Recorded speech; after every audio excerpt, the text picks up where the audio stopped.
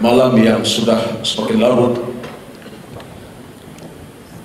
dan kita berada di dalam suasana untuk bersoal jawab dan masa yang cukup terbatas, dan ini sudah menyesakkan nafas pengurusi. Namun demikian, untuk malam ini saya tidak akan menerima banyak soalan, sekurang-kurangnya 30 soalan saja, InsyaAllah. Memandangkan masa yang tidak berapa panjang dan kehadiran Al-Fadhil Al-Asatidzah yang telah menyumbangkan pembentangan seawal pagi tadi, untuk makluman tuan-tuan, apa yang kita harapkan yang pertama, soalan yang ringkas dan padat tanpa ceramah perdana yang kedua, dan soalan terbuka untuk dikemukakan kepada Al-Fadhil Asatidzah mengikut bidang masing-masing seawal pagi petang tadi, insyaAllah. Dan saya akan tamatkan program pada malam ini di atas maksud masa yang terbatas tadi, iaitulah jam 11 malam tepat. Jadi untuk tujuan itu, dengan tidak melengahkan masa, saya dengan sukacitanya mempersilakan tuan-tuan dan puan-puan untuk mengemukakan soalan yang berkaitan. Kita menyediakan beberapa mikrofon untuk digunakan pakai, dan kalau ada di kalangan tuan-tuan untuk mengemukakan soalan bertulis, silakan kemuka kepada pengajar kita untuk dikemuka kepada saya, insyaAllah. Persilakan dengan segala sukacitanya.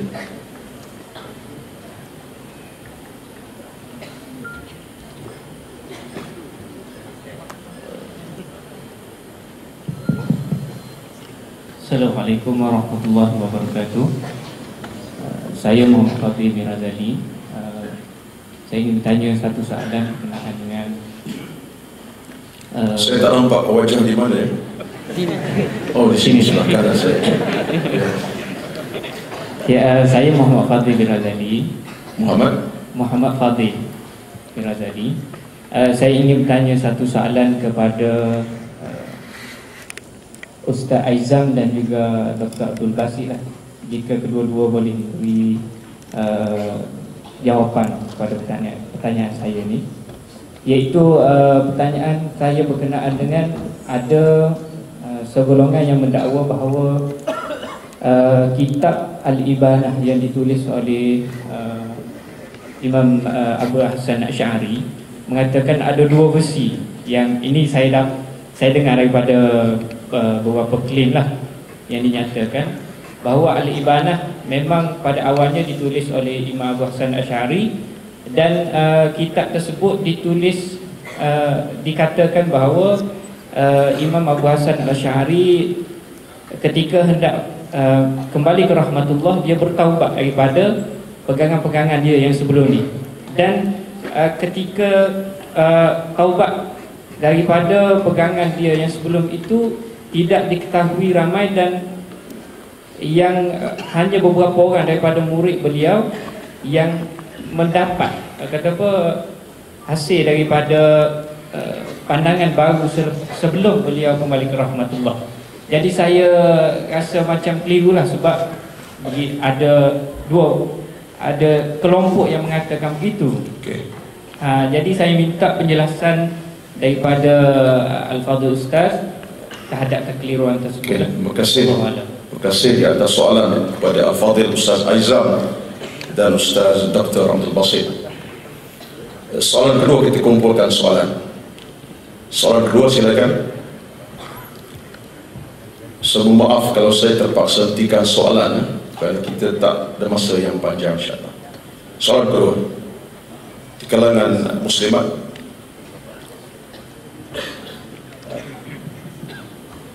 Bismillahirrahmanirrahim. Muslimin, muslimat. Assalamualaikum warahmatullahi wabarakatuh. Ada satu soalan yang saya menuntut di sebuah kolej di mana majoritinya bukan beragama Islam.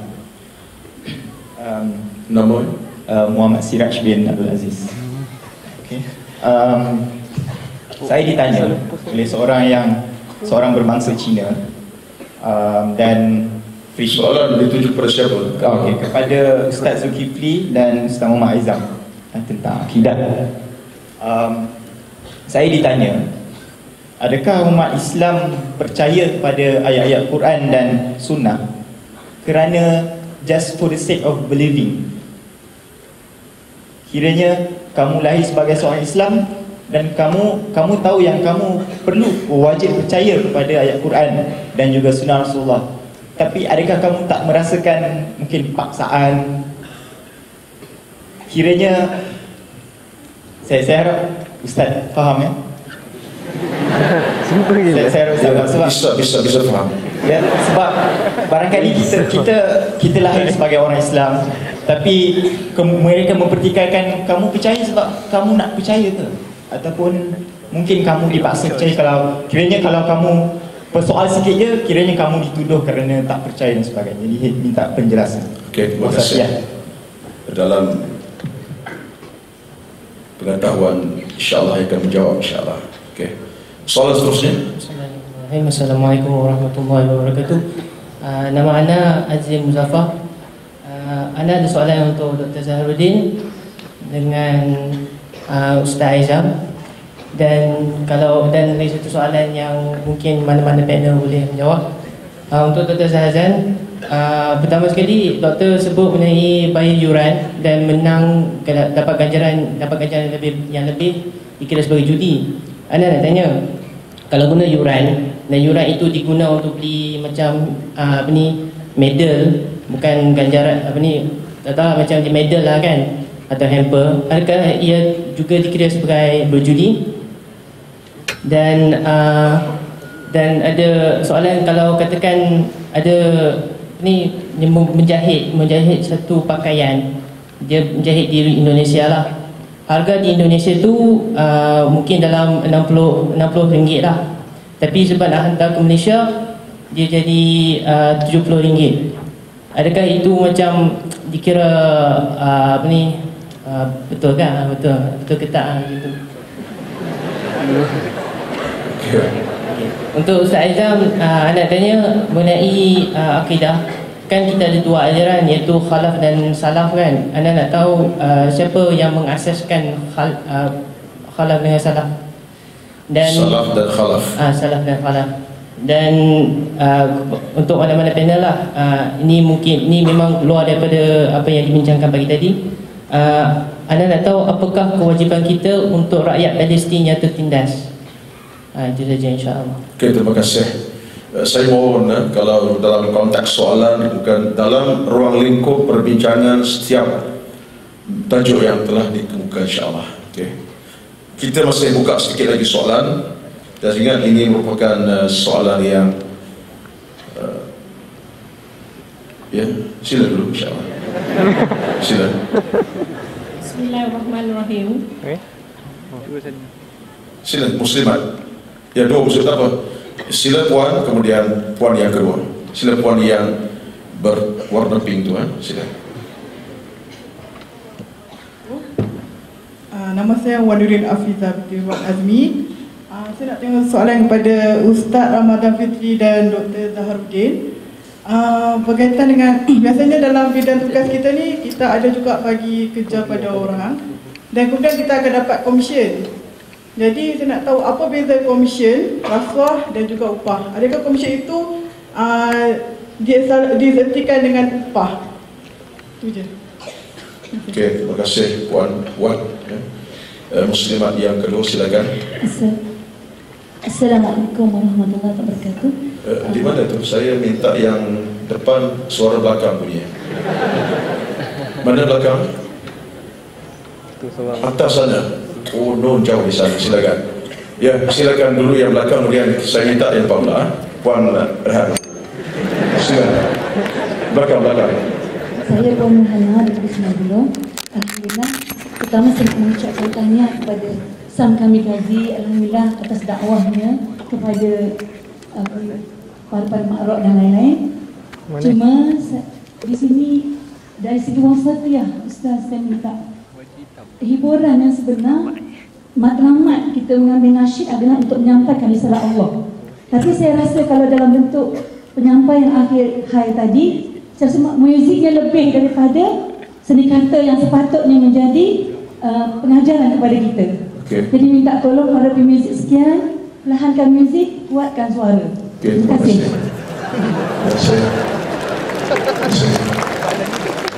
Sila puan yang dah 2 kali bangun dan didudukkan semua. Sila. Assalamualaikum warahmatullahi wabarakatuh. Soalan ini kepada Dr. Zahruddin. Tadi kita dengar daripada Mufti Ismail Meng mengatakan bahawa bahasa Inggeris itu juga sebenarnya terlalu cetek untuk mendefinisikan istilah Islam itu sebenarnya. Ya. Jadi dalam hal ini satu kemuskilan saya, pernah atau tidak dicadangkan kepada, sebab kita ada panel syariah bank negara, istilah riba itu. Kalau dari segi bahasa Melayu kita kata faedah, semua orang nak faedah, orang tak nak musibah. Jadi bila kita kata faedah, jadi pada mereka tak ada apa-apa sebab itu faedah. Begitu juga kalau kita tengok daripada segi bahasa Inggeris, dia kata interest, semua very interesting. Jadi kenapa tidak? Sudah tiba masanya orang sibuk dengan istilah wasatiyah sekarang ini dan kita sibuk nak memahami, sedangkan istilah riba itu benda yang pasti. Jadi kenapa tidak kita catatkan saja istilah riba? Itu saja. Terima kasih. Terima kasih. Tuan-tuan, puan-puan, untuk saya berlaku adil kepada al-afadhil, al-asatidzah, demi untuk mereka memberikan jawapan yang baik dan bernas. Apa yang diminta oleh Tuan Yang bertanya, saya kira saya serahkan kepada al-afadhil, al-asatidzah.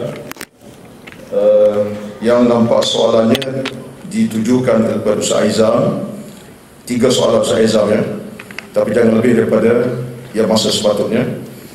Dr. Basit pun ada, Dr. Zahazan pun ada, Dr. Zabian pun ada, dan isu hiburan tadi ini serah kepada Dr. Zabian lah saya rasa. Okey, silakan untuk berikan jawapan. Tafadhal. Assalamualaikum warahmatullahi wabarakatuh. Terima kasih kepada Fadil Musi Ustaz Uslan. Saya pergi terus jawab satu-satu soalan yang dikemukakan. Yang pertama berkenaan dengan kitab Al-Ibanah An-Usul Diyanah dikarang oleh Imam Abu Al-Hasan Al-Ash'ari. Jadi kitab ini tak boleh dipertikaikan sama sekali, kerana kitab ini memang wujud seumpama yang dinukilkan sendiri oleh Al-Imam Ibn Asakir dalam kitab Tabyin Kadhib Al-Muftari. Kita boleh lihat dalam kitab Tabyin Al-Kadhib Al-Muftari dikarang oleh Al-Imam Ibn Asakir, dan disebut yang mana kitab ini dita'liq antaranya oleh Al-Imam Al-Kawthari. Disebut dengan jelas bahawa dalam kitab Al-Ibanah yang dinukilkan oleh Al-Imam Ibn Asakir ini, Al-Imam Ibn Abul Hasan Al-Ash'ari dia menggunakan tariqah mufawwidah. Benda ini tuan-tuan muslim-muslimat, kerana dia soal saya jawab, sebab dia berkaitan dengan perkara yang sedikit ilmiah. Jadi dia menggunakan tariqah mufawwidah dalam menangani ayat-ayat yang mutasyabihat. Iaitu Al-Imam Abul Hasan Al-Ash'ari dia menyerahkan maksud-maksud ayat yang mutasyabihat itu kepada Allah Azza wa Jalla, tidak ditakwilkan seperti marhalah yang lain yang kita lihat dalam kitab-kitab Al-Imam Abul Hasan Al-Ash'ari, antaranya kitab Al-Lumah, kitab Risalatul Khawf fil Ilm Al-Kalam, dia menggunakan kaedah takwil. Jadi Al-Imam Abul Hasan Al-Ash'ari ini dia ada 2 kaedah dalam menangani ayat-ayat yang mutasyabihat, sama ada ditafwid, yakni diserahkan terus maknanya kepada Allah Subhanahu wa taala, ataupun ditakwil. Dan inilah yang menjadi madhab Al-Asy'ariyah dalam ayat-ayat yang mutasyabihat. Sehingga Imam Al-Laqani mengatakan wa kullu nassin awhama tashbiha awwilu aw fawwilu warum tanziha. Dan setiap nas yang kamu lihat mutasyabih, yang pada zahirnya menyerupai makhluk, maka kamu takwilkannya ataupun kamu tafwidkan, yakni serahkan maknanya kepada Allah Subhanahu wa taala, dan sucikanlah Allah Subhanahu wa taala itu daripada makhluk. Jadi kitab Al-Ibanah itu memang wujud, dan memang Al-Imam Abul Hasan Al-Ash'ari menggunakan kedua-dua kaedah dalam menangani ayat-ayat yang mutasyabihat. Tak boleh dinafikan. Kedua-dua marhalah itu dilalui oleh Al-Imam Abul Hasan Al-Ash'ari dan tidak ternasakh antara satu dengan yang lain. Kemudian yang kedua berkenaan dengan Al-Quranul Karim, adakah diterima secara paksa? Sebenarnya pada zaman sains dan teknologi ini suatu yang tak masuk akal. Kalau kita kata Al-Quran itu diterima secara paksa, sebab kita tahu kita pun ada internet dan sebagainya, maklumat dengan begitu luas sekali. Kalau dulu Al-Quran ini diterima oleh orang Arab kerana dia mu'jiz, wa kalamullah al-munazzal ala nabiyina sallallahu alaihi wasallam al-mu'jiz bilafzih, kerana dia itu boleh melemahkan orang-orang musyrikin itu pada lafaznya.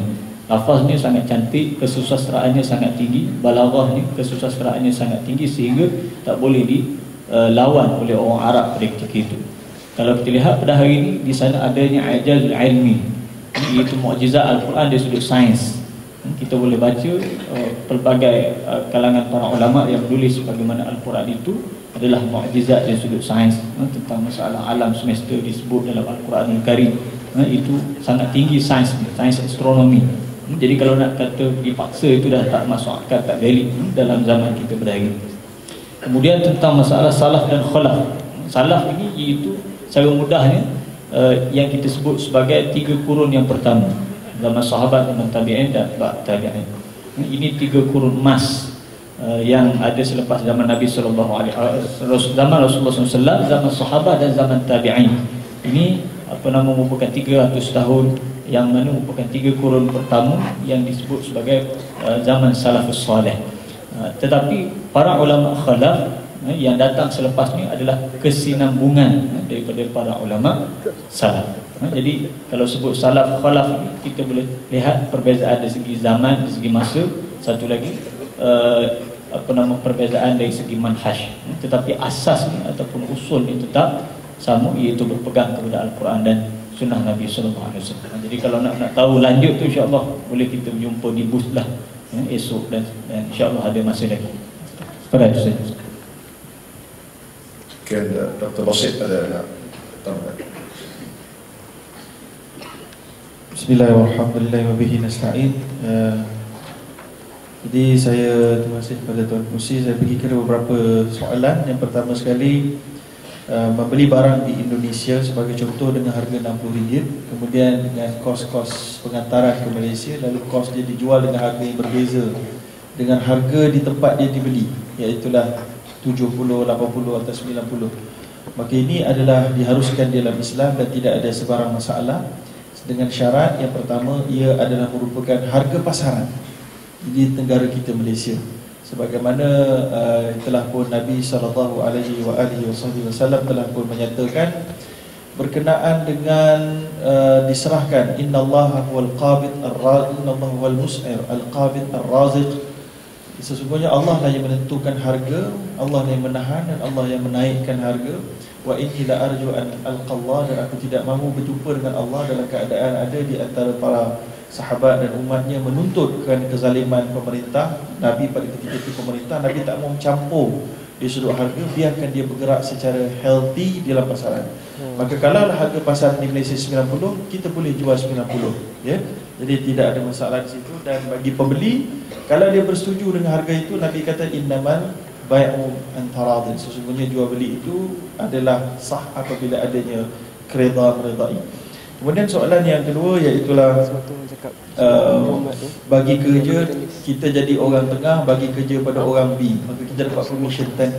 Kalau di Malaysia dia punya rate untuk jadi referral 10 to 15%. Maka apakah dihukum kepada referral commission? Jawapannya harus. Kerana apa? Kerana disebutkan oleh Imam Al-Kasani, contohnya istihqaqul ribah imma bil mal, imma bil amal, wa imma bil dhaman. Iaitulah kelayakan kita mendapat untung, iaitulah apabila ada salah satu di antara 3. Seantaranya adalah bil amal, bila ada kerja. Maka bila kita bantu orang untuk matchkan orang A dengan orang B, itu adalah satu kerja yang satu servis. Maka servis itu layak mendapatkan kita commission. Dan rate commission 10 to 15% adalah ikut market rate. Kita boleh kurang daripada itu, boleh lebih daripada itu, mengikut kadar yang dipersetujui. Apa itu rasuah? Rasuah yang telah pun disebutkan oleh Allah SWT dan telah diuraikan oleh para ulama, iaitulah memberikan hak kepada orang yang tidak berhak, tapi dengan sebab dia diberi upah, ya, dengan sebab dia diberi upah, maka ia berbeza. Yang tadi itu commission, kita memang berhak sebab kita memberi servis. tetapi dia boleh jatuh ke dalam rasuah bila mana kita beri servis. Diberi servis itu kita sampaikan kepada orang A. Orang A itu patutnya tak layak dapat, tapi kita ada connection dengan pegawai kerajaan, maka dia dapat.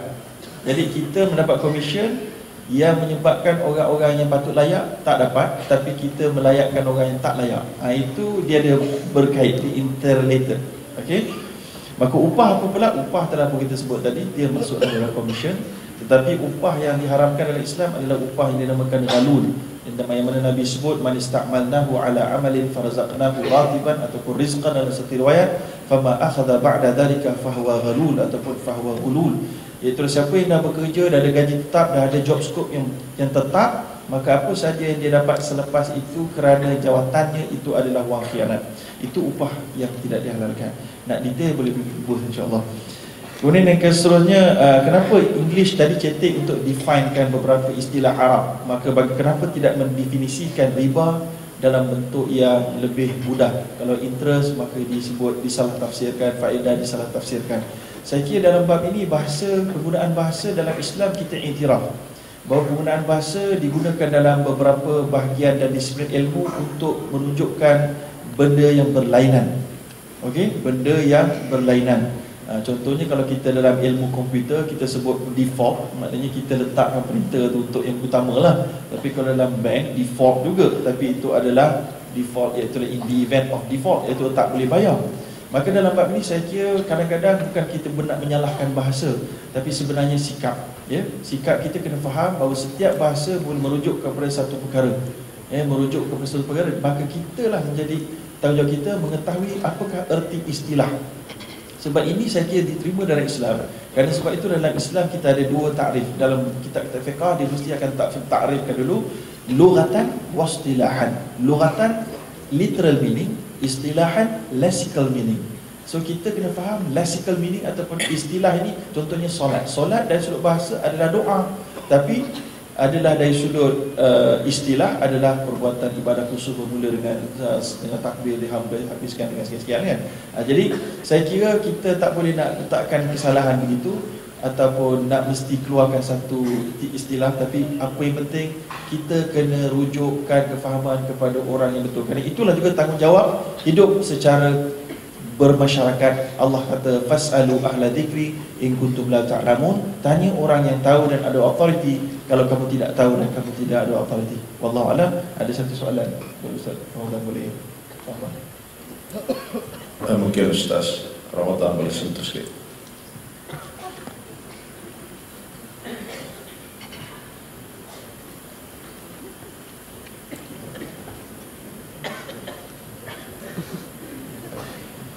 Okey, ya soalan yang saya tinggal tadi, soalan ada iuran untuk masuk pertandingan, kemudian kalau menang saya kata tadi ada yang judi. Baik, ini ada telah pun diterbitkan guideline oleh JAKIM, iaitu apa saja pertandingan yang kita masuk kena bayar iuran, ya, dan duit hadiah itu akan diambil pada wang terkumpul daripada iuran. Itu telah pun diputuskan oleh Majlis Fiqh Antarabangsa dan juga Majlis Fatwa Kebangsaan sebagai judi. Sebab dia ada elemen zero sum game. Zero sum game tu bahasa istilah dia lah, tapi kalau nak tahu dia punya maksud biasa je, satu pihak menang di atas kekalahan pihak lain. Itulah dia zero sum game. Kalau jual beli, dua-dua tak kalah. Jual beli yang dihalalkan oleh Islam, dua-dua win-win situation. Saya dapat laptop, anda dapat duit, dua-dua win-win. Tapi judi, satu pihak menang dapat di atas kekalahan pihak yang lain. Maka itu ada di situ. Ya, maka bagaimana ditanyai kalau hadiah dia adalah medal. Medal ada saja material punya hadiah, maka dia menjadi judi. Sama ada hamper dan yang tak jadi judi adalah satu menang dapat pujian, terima kasih, tepukkan lebih kuat, maka itu tidak judi. Okay. Ataupun dia tidak berseput material lah. Kalau siapa menang dia dapat pujian dan dia dapat di atas tempat tinggi yang paling tinggi, itu pun tidaklah menjadi judi. Okay. Jadi kalau semua dapat hadiah yang sama, tapi dia dapat pujian lebih sikit je, nama dia tercatat sebagai pemenang, hadiah semua sama, hadiah hamper dia semua RM100, maka para ulama kata itu tidak judi. Wallahu a'lam.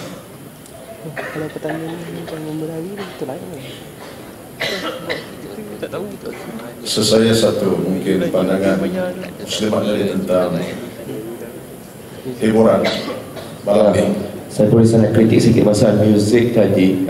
Sister kat belakang tanya, ada rasanya kita perlu baik sangka dengan orang. And start baik sangka lah. Kita di sini bukan untuk melalaikan. Saya rasa sound system di sini, I'm in the music industry, tak sesuai untuk menyanyi. Ini kalau nak menyanyi sound system lebih upgrade, maka lebih cost lagi. Ini lebih kepada ceramah sound system. We are trying our best sahaja for a few minutes untuk melihatkan kepala otak aja. That's all. That's all. And then kita kena baik sangka lah yang akhir hari dengan para ustaz-ustaz yang hebat. Saya bukan seorang ustaz.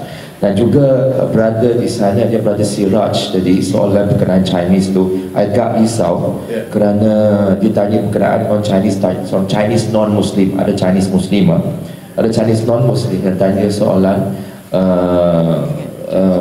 adakah orang Islam percaya Quran hanya sekadar percaya sahaja? I believe you believe the Quran because you believe only. I think rasanya kerana bagi Chinese yang bukan Islam ni, itu saya kata iman bukan sekadar kepercayaan. Bagi tahu dia dalam Islam kita tak benarkan orang itu sekadar percaya. Kita tak boleh kata Islam warisan. Setiap orang mesti ada Islam, iman pilihan kita. Kita memilih dengan yakin, dengan ilmu. La taqfu ma laysa laka bi ilm. Hatu burhanakum in kuntum shadiqin. Semua ayat-ayat ini menunjukkan kita tidak boleh iman taklidi. Tadi kena explain kepada dia, bukan sekadar beriman, bukan saya percaya, tapi beriman itu mesti datang dari explain kepada dia lah. Mungkin dia salah perkataan maksud percaya. Okay, terima kasih Sifu. Saya menerima dua soalan bertulis dan saya akan bacakan dua soalan ini. Mungkin soalan ditujukan kepada Dr. Abdul Basit. Contoh yang dikatakan dengan tahqiq turath, adakah mahasiswa Islam berperanan dalam memahami tanpa rujukan yang lengkap? Soalan seterusnya datang daripada saudara Muhammad Nur Ibrahim. Saya bertanya secara bertulis sebab saya batuk. Saya baca sebagai tulis. Assalamualaikum. Kita semua tahu bahawa konsep wasatiyah adalah yang terbaik yang kita amalkan. Terdapat keadaan di mana kita berhadapan dengan suasana extreme actions dalam masyarakat. Di dalam kes macam ini, bagi kita nak realisasikan wasatiyah dalam suasana sekarang ini, kerana ada di sana unsur ekstrim dalam keadaan. Mana-mana panel boleh menjawab. Itu pun dia tulis. Jadi serah kepada panel untuk menjawab dua soalan ini. Dr. Basit insyaAllah pertama.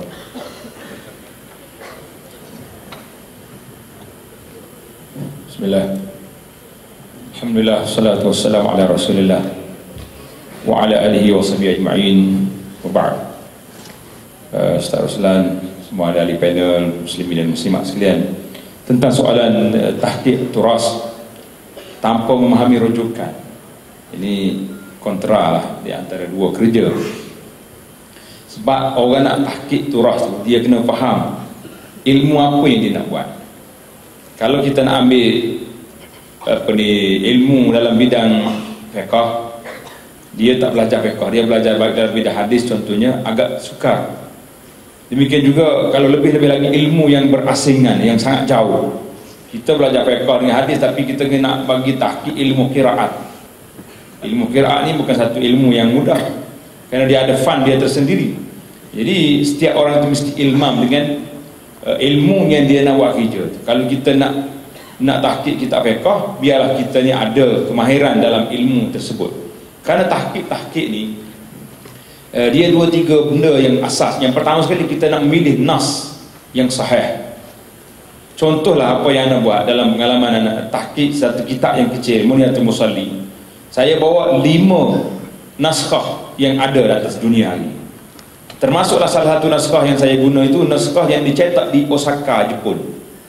Kitab Muniyatul Musalli, kitab Jawi, ditulis oleh ulama petani, tapi kitab ini dicetak di Jepun. Di zaman pada waktu itu tidak ada lagi kereta-kereta Jepun ni, tak main lagi kereta import ni, tapi ke depan dia kitab sudah diimport daripada Jepun. Itu hebatnya kitab makhtutah ni. Jadi tak mungkin lah, kerana kita nak memilih manakah nas yang sesuai, yang tepat dengan kehendak muallif ataupun dengan ilmu itu, supaya tidak lari. Yang kedua, kalau ada masalah-masalah yang payah, kita mesti permudahkan di nota kaki, di ta'liq itu. Yang ketiga, kalau kita jumpa hadis, maka pada waktu itu kita kena takhrij hadis, nyatakan hadis ini diambil sumber daripada mana, Bukhari, Muslim, Tirmizi, ataupun hadis-hadis yang ambil daripada luar daripada kitab yang 6. Maka kalau boleh kita buat penilaian pada hadis tersebut, apakah dia darjat dia sahih, tak sahih. Itu satu bukan kerja yang senang. Kerana itulah anda kata tadi, bahawa tanggungjawab nak mengeluarkan, sekadar mengeluarkan kitab saja, satu tanggungjawab yang agak tidak cermat dan tidak bertanggungjawab sepenuhnya kepada makhlukat yang ada itu. Wallahu a'lam. Soalan kedua mungkin wasatiyah tadi, sebagaimana yang kita dengar di awal pagi tadi, bahawa wasatiyah itu berbanyak arti dia. Yang kata sederhana, ada makna al-adil. Kalau tuan-tuan nak tengoklah, oleh kerana perbincangan kita ni laju, mungkin agak tinggi kadang-kadang, saya tulis tentang wasatiyah saja dalam majalah Solusi. Banyak siri, mungkin 5 atau 6 siri yang kita tulis dalam majalah ini, agak boleh katakan mendata lah di peringkat permulaan, boleh dibaca oleh orang awam. Iaitulah wasatiyah itu banyak arti dia. Jadi kalau kita letak wasatiyah dengan mana adil, dengan jadi kena letak di tempatnya yang asal. Kalau salah guna wasatiyah ni bahaya. Hari ini ada setengah orang nak guna wasatiyah tapi untuk kesederhanaan. Sederhana maksudnya apa? Kalau orang perempuan tu pakai tudung, tak apa nampak jambu kat depan sebab sudah bertudung. Apakah itu wasatiyah? Itu bukan wasatiyah namanya, itu sudah merusakkannya. Merusakkan agama bersendiri sebalik nama yang besar ini. Itu dikira satu perkara yang bahaya. Jadi wasatiyah perlu ditakrif dengan takrif definisi yang sahih, bahawa wasatiyah ini dengan makna satu bersikap dengan adil. Kalau kita nak buat satu perundangan, satu hukuman, apa benda, jadi kita sikap wasatiyah itu adil. Jadi tidak menghukum secara mudah dan tidak juga mengambil secara bermudah-mudahan.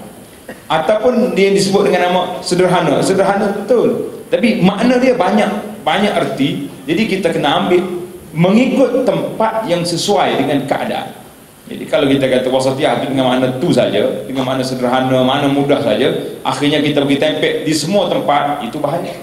Jadi kerana itulah, bukan semua tempat itu sesuai, dan bukan semua satu makna yang disebut tadi banyak. Oleh kerana banyak, waja'alna wa kadzalika ja'alnakum ummatan wasata. Wasata di situ berapa tafsir kalau kita buka dalam Quran yang dihuraikan oleh para ulama salaf dalam masalah itu. Wallahu a'lam.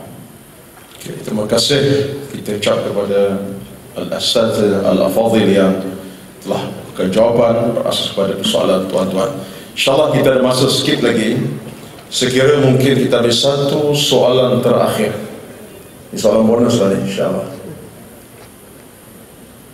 Ada? Silakan. Buka. Okay. Assalamualaikum warahmatullahi wabarakatuh. Saya ingin tunjukkan soalan manhaj takwa versus akidah dalam keadaan kita kesederhanaan dalam nama Tarun. Dalam Malaysia ni kita ada multi bangsa, multi bahasa serta multi agama. Dalam satu keadaan yang kesederhanaan, satu, bagaimana kita menjaga, memelihara akidah kita sebagai seorang Islam. Yang kedua, bagaimana kita tidak terlalu melampau atau sensitif apabila kita menyampaikan dakwah kita kepada agama yang lain, untuk mereka memahami sedikit tentang akidah kita. Mungkin Ustaz Syekh Nur Hisham boleh kenalkan sikit. Terima kasih. Okey, kedua soalan dikemukakan oleh saudara kita. Silakan, Fadil Ustaz. Assalamualaikum warahmatullahi wabarakatuh. Terima kasih kepada yang bertanya. Memang dalam situasi kita di Malaysia kita ada kepelbagaian. Tapi tanya tadi tentang bagaimana kita nak menjaga akidah kita kan? Gitu kan? Ya, saya tengah balas mesej tadi. Terang je lah, terang. Isteri tanya, bang tak nak balik ke? Sebab Sifu tadi kata dia sayang isteri dia, kan kita pun sayang juga. So pada sahabat yang bertanya, memang ini dalam keadaan pelbagai cabaran, pelbagai pengaruh-pengaruh yang begitu banyak. Alhamdulillah, antaranya ialah dengan menghadiri program-program seumpama ini, menghadiri program-program majlis-majlis ilmu, dan juga perkara yang penting juga bagaimana Rasulullah SAW pesan, al-mar'u ala dini khalilih, seseorang itu berdasarkan orang yang dia berkawan, dengan siapa dia berkawan. Kalau dia berkawan dengan kawan-kawan yang memang cermat dalam perkara-perkara agama, perkara-perkara akidah, insya-Allah dia akan terkesan. Bagaimana berkawan dengan orang jual minyak atar, dapatlah bau wangi, tak beli pun dapat try tiap-tiap hari kan, dapat juga wangi tu. Kawan penting dalam hidup ini, apatah lagi kita orang muda ni banyak pengaruh yang begitu mencabar. Kerana itu Rasulullah sebut syabun nasya'a fi ibadatillah, kita membesar dalam keadaan kita taat kepada Allah Subhanahu wa taala. Dan juga kita bersedia dengan cara menambah ilmu tadi, kita bersedia dengan pelbagai serangan-serangan pemikiran yang wujud, dengan carilah guru-guru yang mursyid yang benar-benar boleh membimbing kita, insya-Allah. Saya rasa saya nak minta Sifu untuk tambah sikit lagi, insya-Allah.